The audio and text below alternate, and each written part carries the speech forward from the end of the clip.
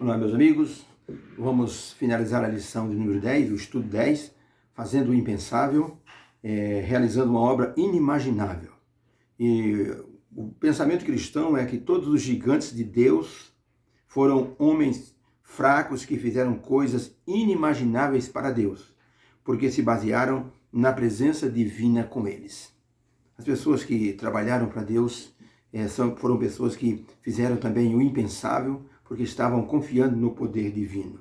Quando nós pensamos nas obras extraordinárias que o ser humano pode fazer e olhamos para a obra inimaginável que Jesus fez, Jesus ele se torna uma pessoa diferente de todas. Houve um escritor que fez um livro com o nome As Pessoas Mais Importantes do Planeta. Os homens mais importantes do planeta. E alguém questionou e disse, mas você não colocou Jesus Cristo? Ele disse, é porque Jesus Cristo não era simplesmente um homem. Por isso que ele não pode ser classificado como um homem importante. Ele era mais do que isso.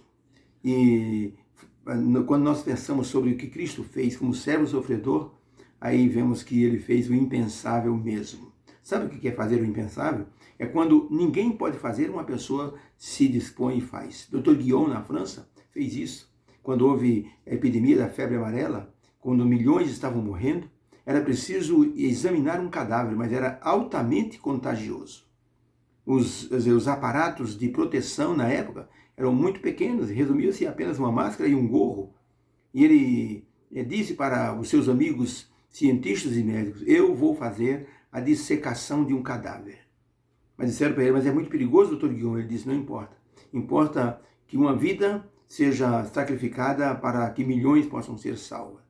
Ele foi para casa, escreveu o testamento dele, colocou suas coisas em dia, despediu-se da família, pediu perdão a quem ele havia ofendido e foi para o laboratório do hospital, onde estava o cadáver de uma pessoa que havia morrido havia poucas horas. Ele entrou, pegou o caderno de anotações, começou a cortar o cadáver com bisturi, tomando assim todo cuidado, mas mesmo assim a contaminação era inevitável. Ele pegou o sangue, coletou o sangue do cadáver, centrifugou, examinou no microscópio, colocou anotações e terminou o seu trabalho depois de 6 horas de trabalho. Sentiu os efeitos da contaminação. Assentou-se no canto, numa cadeira, e ali então, depois de poucas horas, Dr. Guion estava morto. Fez uma obra impensável, dar a vida para salvar milhões de pessoas. Quando olhamos para o que Isaías falou sobre o servo sofredor, nós entendemos que o incrível sacrifício pessoal do servo sofredor, ele excede muito qualquer tipo de sacrifício humano.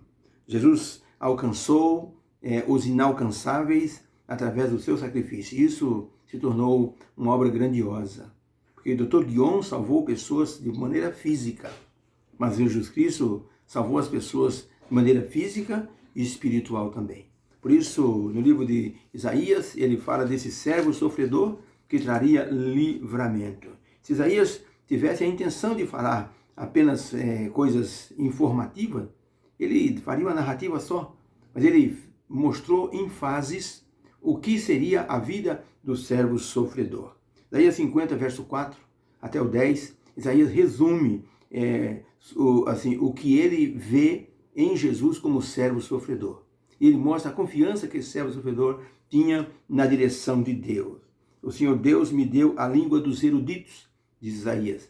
O servo sofredor teria essa expressão, o Senhor me deu a língua dos eruditos, para que eu saiba assim sustentar com uma palavra aquele que está cansado e aquele que está desanimado. Sustenta-me todas as manhãs com a sua palavra.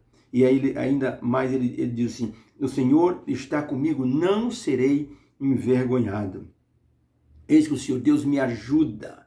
Quem há que me condene? Eis que todos eles que vão contra mim envelhecerão como uma roupa velha, e a traços comerá.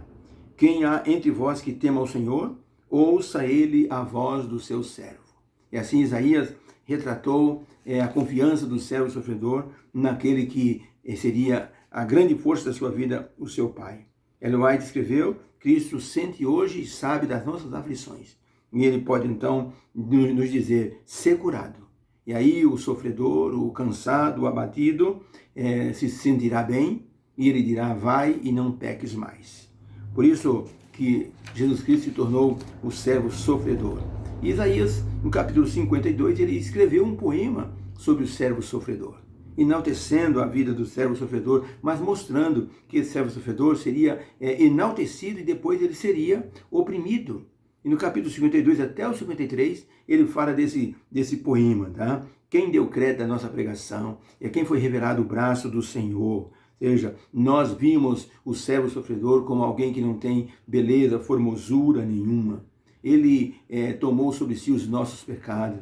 E quando o Senhor o fez enfermar, ele então tomou sobre si as nossas dores. Nós fomos libertos pelo seu sacrifício. O castigo que nos traz a paz estava sobre ele, e pelas suas pisaduras fomos curados. Então diz-se, ele verá o fruto do seu trabalho e ficará satisfeito. E assim, Isaías, no capítulo 52 até o 53, ele enaltece a figura do servo sofredor. E a pergunta, ele diz assim, como foi que Isaías ele demonstrou que o servo sofredor ele teria assim uma trajetória vitoriosa. Através dessas palavras, ele verá o seu trabalho e ficará satisfeito. Então, a recompensa do servo sofredor seria ver o quanto as pessoas assim seriam salvas pela aceitação do seu sacrifício. Milhões de pessoas. E aí, Isaías faz uma pergunta, quem creu em nossa pregação? E a quem foi revelado o braço do Senhor? Hoje, milhares de pessoas creem no poder de Deus. Havia um homem dentro de uma cadeia que o nome dele era Demônio. E quando ele foi na biblioteca procurar um livro, o bibliotecário, que era o capelão, disse, que livro você precisa? Ele pediu um livro lá, sobre ficção, e o capelão disse, esse livro não está disponível, está na mão de alguém. E então o capelão disse, eu tenho esse outro livro, você pode ler. Quando ele leu o título do livro, Bíblia Sagrada, ele disse para o capelão, você sabe quem sou eu? Se você me oferecer esse livro? O capelão disse, eu sei quem é você. E Deus pode ajudar a modificar o seu coração. Demônio deu um soco na parede que estava lá, deu um soco na porta de ferro. E disse, nada nesse livro vai fazer mudar o meu coração. Meu coração é duro como essa porta de ferro. Ele diz, então, você já ouviu falar sobre o pacto da graça? Como Deus pode tirar um coração de pedra e colocar um coração de carne? E ele então abriu o livro de Ezequiel e então mostrou ali, eis que eu vos darei um novo coração. E o moço, esse homem, esse bandido disse para o pastor, onde está escrito isso? O pastor disse aqui, leia. Ele disse, posso levar esse livro? E ele foi com o dedo marcando o texto e foi para a cela dele. Depois de uma semana, o capelão viu esse homem entrar de novo na biblioteca. Estava manso como um cordeiro. E disse, o senhor pode me falar sobre esse Jesus que muda o coração? E ali uma pessoa foi conquistada pelo poder de Deus e pelo sacrifício de Jesus.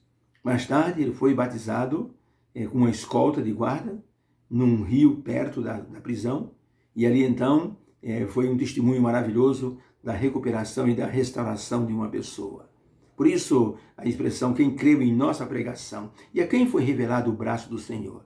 A todos aqueles que a aceitaram. Na parte de quarta-feira, nós vimos os inalcançáveis são alcançados. Deus nos alcança. Aqueles que não tinham nenhuma condição foram alcançados pelo poder de Deus.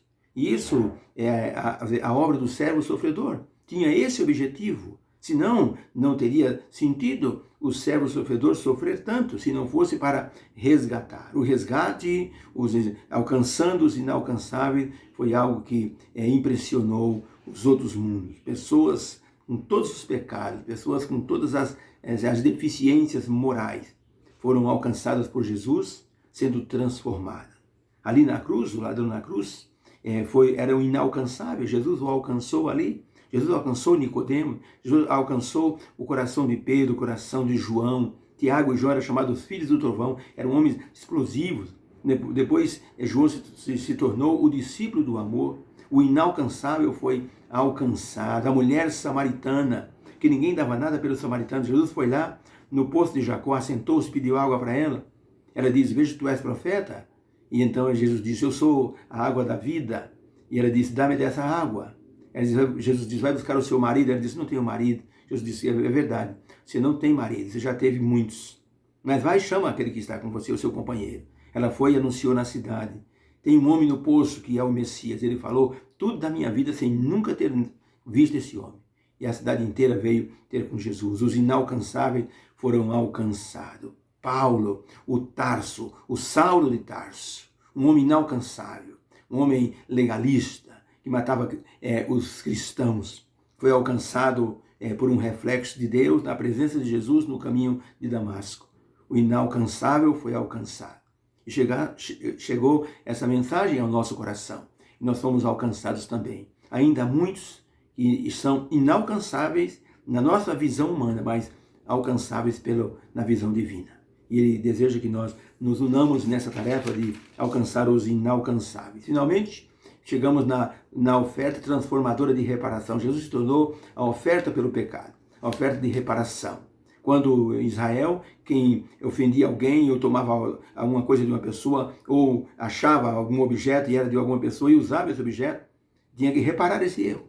A pessoa procurava o ofendido, pagava uma multa, devolvia o objeto e depois ia oferecer um sacrifício. Essa era a oferta pelo pecado.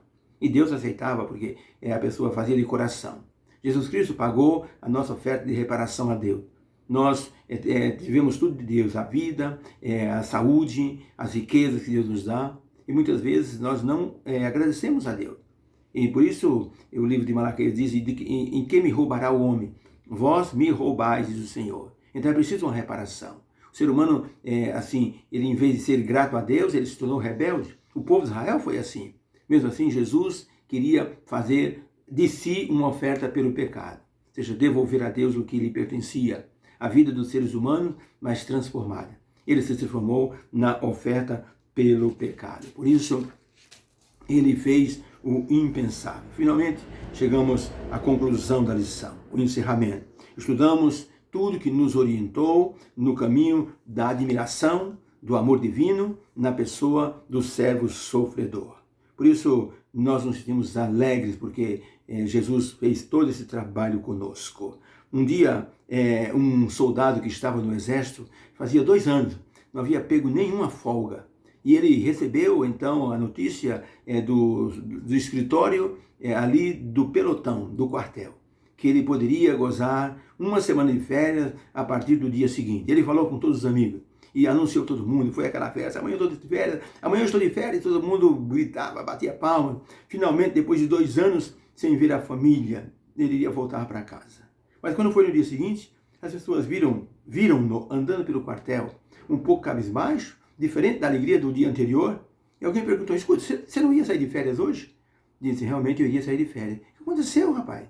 Ele disse, aconteceu uma coisa impressionante. A gente tem um amigo aqui, e esse amigo está com a esposa e os filhinhos todos doentes no hospital. E ele veio falar comigo, perguntando se eu poderia ceder a minha folga para ele. Se poderia substituir a minha folga para que ele pudesse ver a família. E eu fui então ao escritório central do Exército, conversei com o general. E eles então modificaram as minhas férias. Eu deixei o meu amigo ir ver a família. Não foi uma decisão fácil, mas eu tive que fazê-lo. Gente, esse tipo de coisa para muitos é impensável. Jesus Cristo fez a mesma coisa por nós. Ele nos substituiu.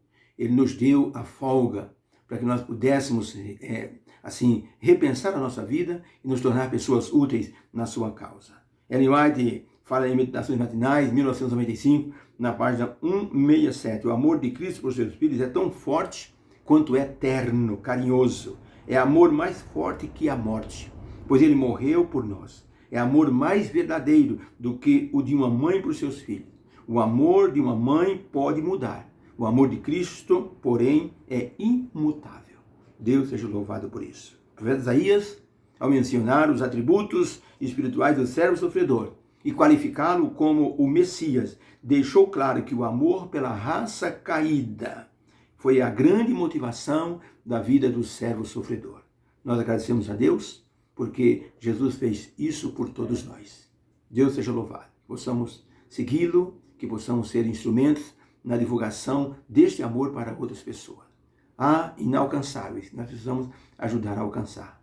Deus abençoe você no estudo da lição 10 e que haja uma bênção nesse dia de sábado, quando você recapitular a lição na igreja onde você frequenta. Deus te abençoe. Eu vou orar por todos. Senhor Deus, pedimos uma bênção, Senhor, para todos que foram alcançados pelo amor do Senhor Jesus Cristo, do servo sofredor. Há uma bênção, Senhor, que estamos pedindo também para aqueles que estão sofrendo nesse momento nos hospitais. Eu tenho um filho, Senhor, que está na UTI, está entubado por causa da Covid-19. Eu estou clamando pelo Everton nesse momento. Que o teu poder alcance o meu filho nessa situação que ele está. Que o Senhor possa livrá-lo para que nós possamos te glorificar. E a todas as famílias que têm algum parente também, que estão internados, adoentados, que estão numa situação delicada, grave, põe tua mão, Senhor, e restaura pelo poder do amor do servo sofredor. Nós pedimos essas bênçãos em nome de Jesus. Amém. Deus abençoe você. Amém.